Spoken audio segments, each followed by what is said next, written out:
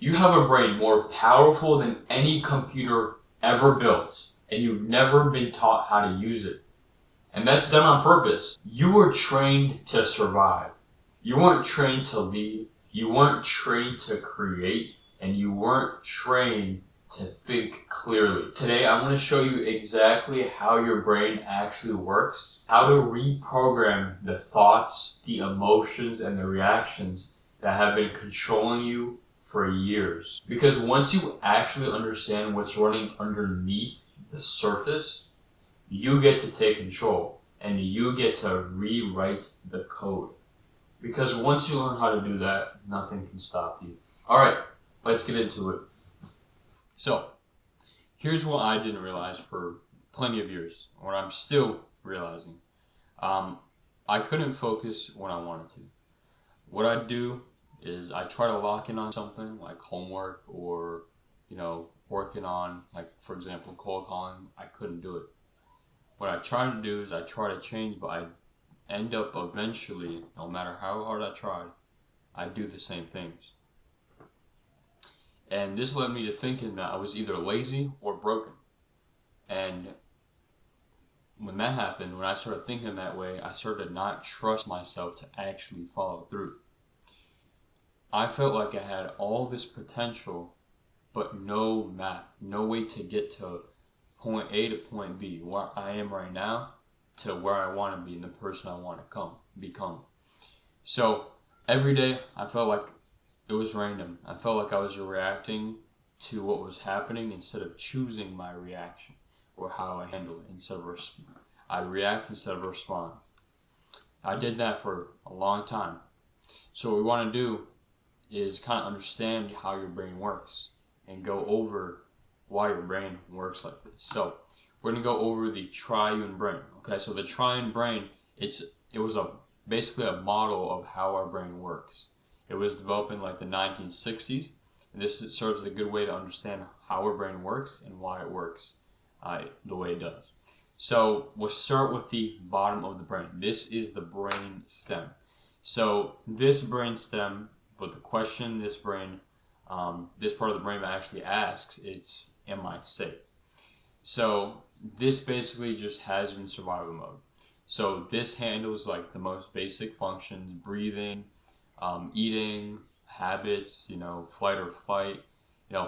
Basically it's what actually causes us to survive. So it acts fast. It reacts without thinking. So it's really impulsive. Basically, it's really impulsive. So that's why, in fight or flight, when a scary situation arises or a traumatic experience happens, we either try to fight it or flight it. We can't think. It just takes over. So this is really just making sure that we are safe, because our basic needs is to make sure that we are safe. So it keeps you safe, but if you are in it all the time, you're going to be stuck. So you don't want to be there all the time. But of course, that's not how it works. What most people actually really stay from is either the brainstem or the emotional brain.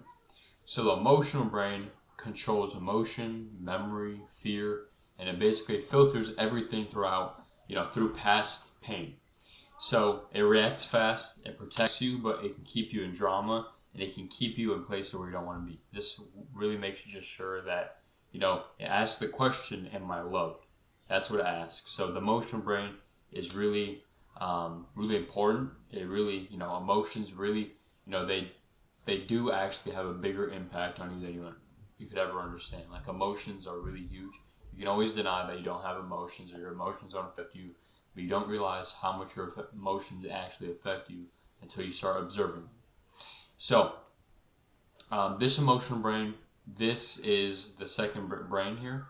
So, you don't want to be operating from here either. So, this basically, if you're living from here, you're not going to ever think straight. You can't be able to transcend your emotions. You're always going to be stuck in your emotions. You're going to be fearful of the future, anxious about the past, depressed about the future, and you're always just going to be worrying.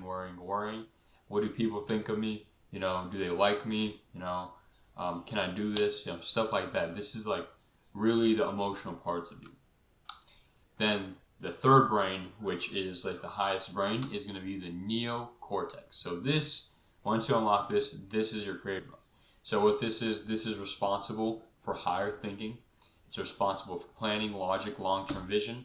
It's slower than emotional responses, but far more powerful. So when you're using this brain, you notice whenever you're trying to think critically, it takes you some time to come to an answer, come to a conclusion, but it's really powerful. Okay, so what it allows you to do is whenever you're having an emotion, it allows you to pause, reflect, and respond instead of reacting. Your brainstem and your emotional center, or your emotional brain, will have you respond right away.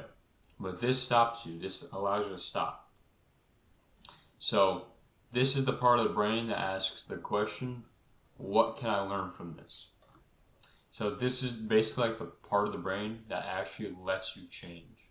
This is the part of the brain that actually allows someone to change. So this is the really most important brain. But if you notice, the name of the brain is called the neocortex. It was a message that once you actually learn how to use your higher brain, this is what allows you to transcend and take control of your reality instead of reacting and responding to what's actually going around you. So, we're going to go further into actually how to use your brain to your advantage now. Now that you understand how it works, we're going to go further into that. So I want to start with this. The Bible said, as a man thinketh in his heart, so is he. So what does this mean? It means feeling is the secret. So the universe clearly doesn't speak English. It speaks in vibration. It speaks in energy. It doesn't speak in words. So what that means is emotions are your inner language. That's your language. The feelings that you have create your reality. So it's your emotions are the vibration. If you notice that whenever you're charged with an emotion, for example, anger, sadness, it's a feeling in your body. You can literally feel it in your body, and that's the energy in your body building up. You can literally feel that, so it goes to your energy centers. And whatever you're feeling a lot of the time, it's going to manifest. It's going to show you more of it. So if you feel sadness all the time, you're going to see more reasons to be sad.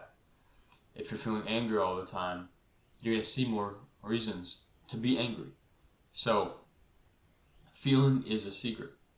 So that being said, if you want to manifest something or a way to live life, or if you have a dream, you have to feel what it's going to feel like first. If you have a dream to own a car, what does it feel like? If you have a dream to live in Bali someday, what does that feel like? What's the feeling that you get from living in Bali? Is it freedom? If you feel that way, if you want that feeling of living in Bali or to live in Bali, you're going to have to align yourself with that. So if you want to manifest, you have to feel it first. So I do want to let you know that, if you want things, you don't want the thing. You want what they give you, the feeling that it gives you. Let's say you want a car. Let's say, you want that car, but why do you want that car? The reason why you want that car, it may be prestige, it might be status, it might be the feeling of freedom that it gives you. It's different, but it's the feeling that you want that the car gives you. That's why they say all buying decisions that you make are emotional decisions. They're not logical. Emotions are the biggest thing, the most important thing that you can learn how to manage. So when you can learn how to use feelings to your advantage instead of the feelings taking advantage of you, that's when you start to learn how to actually create reality more. So one way you can actually start learning how to actually take advantage of your feelings instead of it taking advantage of you is to separate yourself from the emotion. So first, number one, you have to label your emotions. So label your emotions first. Once you label your emotions, you can create space between yourself and the emotion. You detach from the emotion itself and understand that the emotion that you're feeling is not you.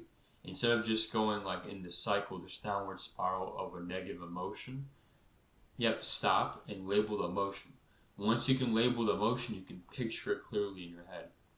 And then once you can do that, you can take back control and you can choose something else. So let's go over the map of consciousness. So this map of consciousness, this is basically all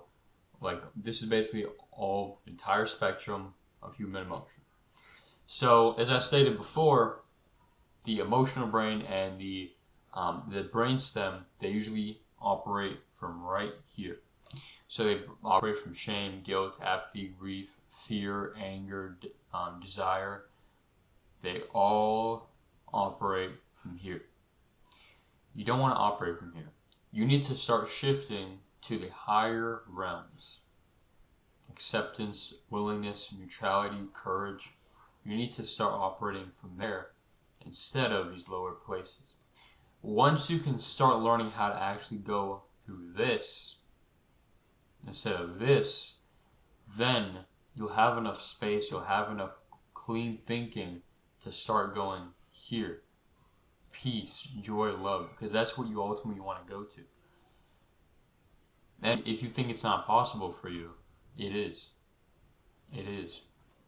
Because why would you ever want to stay in these low places of vibration and low places of human living and human experience? You don't want to be here. This is hell. This is heaven. You can get here. You just gotta have faith. It's possible. You may be saying, but Khan, you don't know how bad my life experience is. And to that I say, there are people living worse lives than you that are happier than you. We live in the best place, the best time to ever exist. We have the most resources. We live in the most abundance. So there's nothing really to be mad about. There are people in worse circumstances than you that are still happier than you. No matter how bad the world has treated them or what's happened to them, they still found a way to be happy. So, what do you do if you're still stuck in the same energy? How do you break free from it? So, if you are in any of these emotional frequencies, what you have to understand is if you're going to stay in these frequencies or you want to go up to them, go up in frequency or different emotions, what you feel on a daily basis, it's not going to be easy. Because the frequency or the emotion that you operate at every single day, it's going to want to stay with you. Because once you start trying to actually live from these different places, the universe is going to test you. The universe is going to test you. It's going to ask, is this the frequency that you're actually vibrating at, or are you pretending? Because you need to actually make it feel natural for you. You need to make the higher frequency be natural to you. So, you don't want to be living from these parts. So when you start operating from here, you're going to be tested. You're going to be tempted to go back to these places. You don't want to go back. You want to start going up in frequency because the emotions you repeat become your identity. If you repeat anger, you're going to keep getting anger. If you repeat happiness, you're going to keep getting happiness. If you repeat peace, you're going to keep getting peace. Your normal isn't natural. If you're angry all the time, that's not natural. It's just repeated. Once you start going to these higher frequencies, it's going to feel awkward at first, but they are the real you. You have to realize that. So you can train yourself to rise until joy becomes effortless. You deserve joy. You deserve happiness. You deserve bliss. There's no reason why you shouldn't have those things. You are entitled to it. You don't have to earn living a good life and feeling good. So these are some old ways, and new ways you can actually transcend this, Old way would be overthinking before I'm calling someone. I have a lot of cold calls I have to make. I used to overthink. But instead, I tried something else. I replaced that with pausing, labeling my emotions, taking a deep breath, and just speaking with confidence. Speaking with confidence. That's it. So, how do we build this new version of you? We do it one habit at a time. One habit at a time.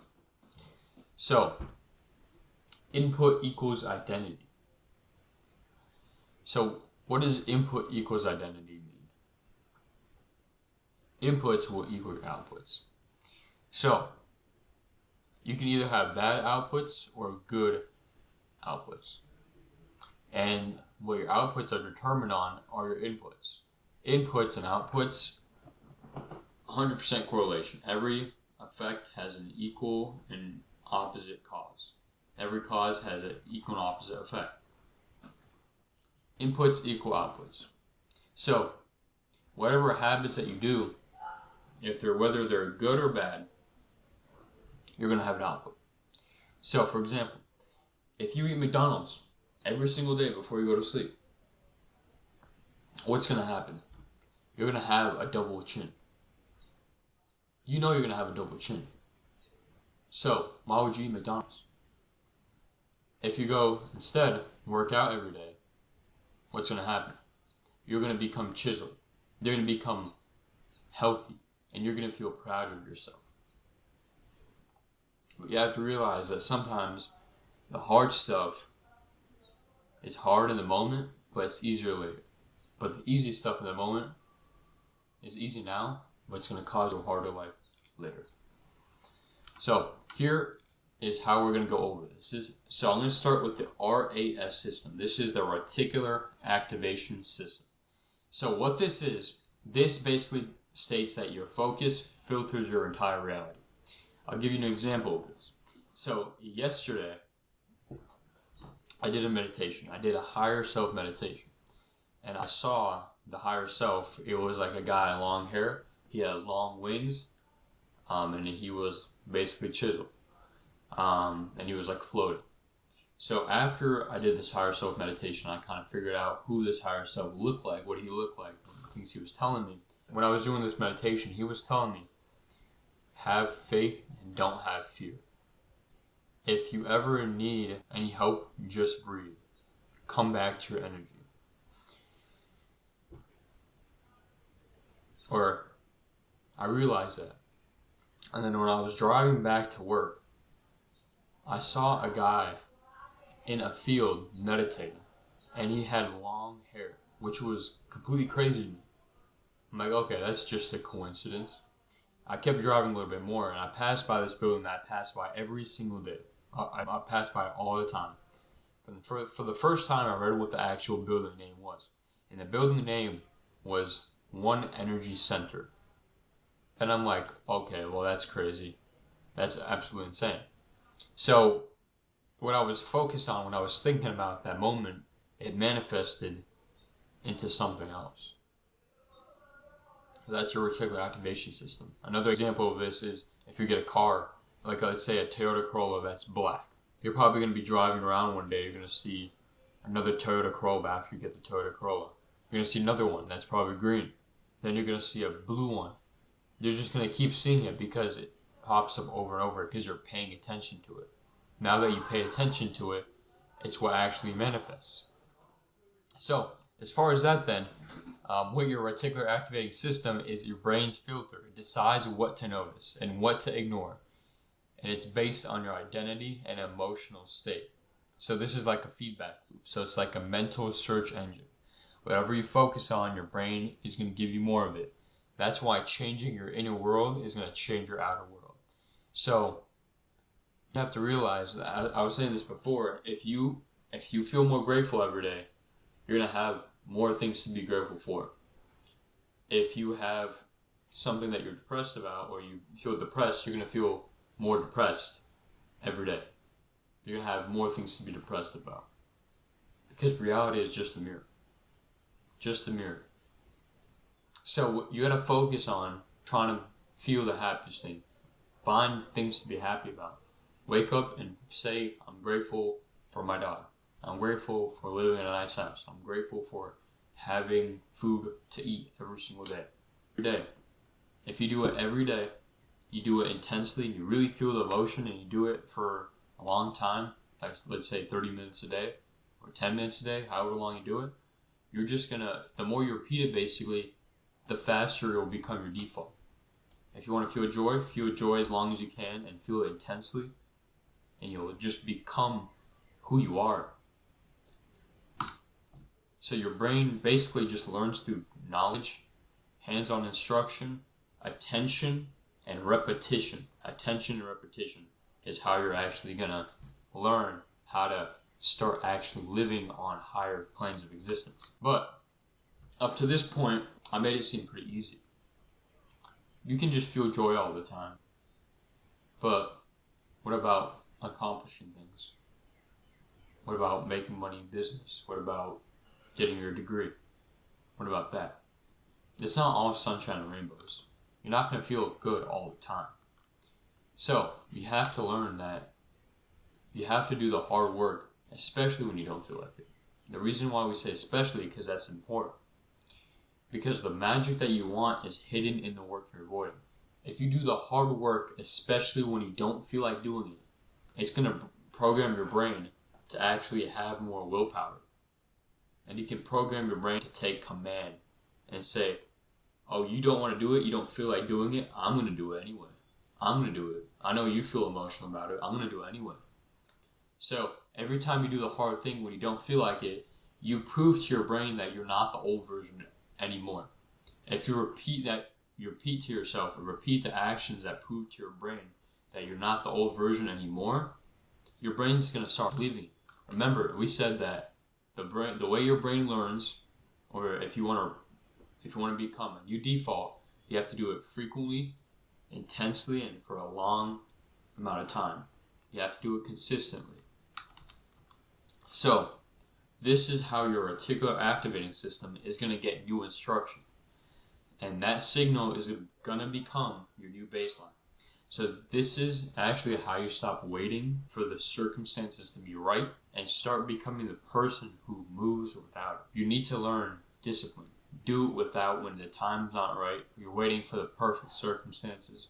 Just go for it. Do it when your brain gives you every reason why not to. When your brain logically is like, there's no point doing that. Do it. Journal to reprogram. Now I had a I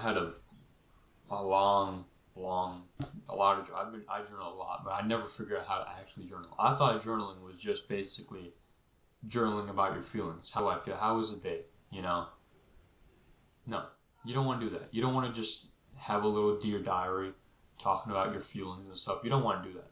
That's gay. Don't do that.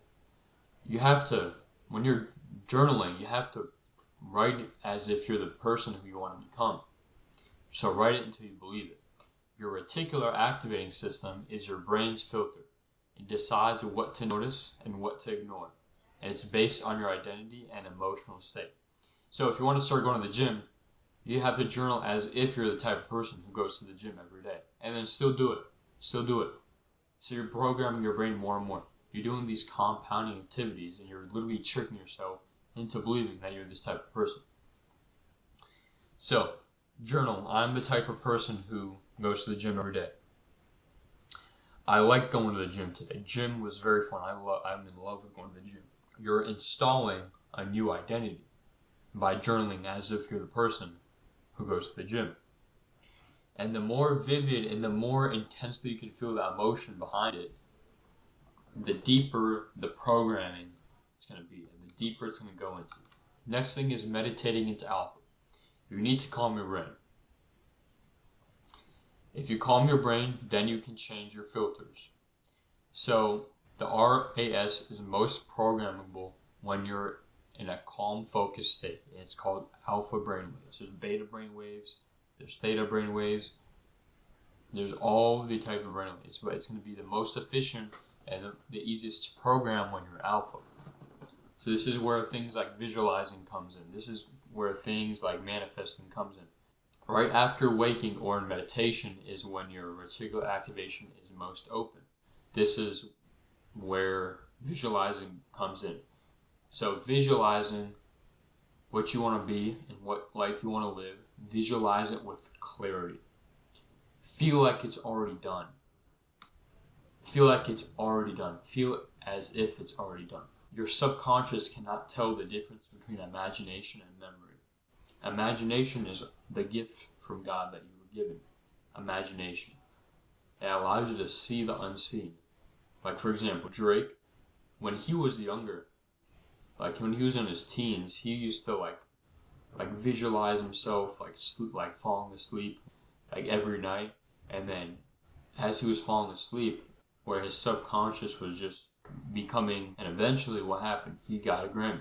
A lot of people, they visualize their dream lives, but while they're driving. Intentionally visualize every single day what the life you want. It's going to become more and more programmable. It's going to become more vivid. It's going to be more likely to actually happen. Move the body and shift the state. So, you want to make sure that your avatar is moving. You have a body for a reason, and you're supposed to move it. So, make sure you get sunlight every day. I need to get some sunlight too. Make sure that you walk, breathe, and shift everything. Physical movement changes your nervous system, which changes your signal, which changes what your brain looks for. These are important. You need to make sure that your body is getting taken care of, not just your mind. Because your body can't live without your mind, and your mind can't live without your body. They need each other. They coexist. Breathing is very important. Notice how you're breathing right now. You're probably breathing in shallowly, and very shallowly. Take a deep breath now. Exhale. It feels a lot better, doesn't it? You don't feel like constrained. You don't feel like you're tight in the chest. You don't want to feel that way. If you ever feel stressed, just remember breathing and then just let all the air out. It feels good. That's why they say the breath of life. Take a deep breath. Breathing is important. Make sure you breathe. Last but not least, sometimes you have to let go of control and just trust higher guidance. Surrender is not always weakness, it's alignment. Sometimes you have to let go to get to something new. If you can trust yourself and practice discernment, you will sharpen your inner focus. Just let go and tune into what's actually happening, what your gut is saying, and what you actually want. The answers were there the entire time. You just didn't listen. Your soul is speaking to you every minute of your day. Your higher self is always talking to yourself. Your higher good is always telling you what's good and what's not. You just have to let go sometimes and not try to control everything. Because when you try to control everything, you're operating from the emotional brain, the quick brain. But when you're operating and letting go sometimes, you're slowing down. You're letting your brain quiet. So that's why you have to trust in God or the universe. And whenever you do that, it aligns you with the bigger picture, what you're meant to do. I'll leave you with this last piece. Don't forget to subscribe. Have a good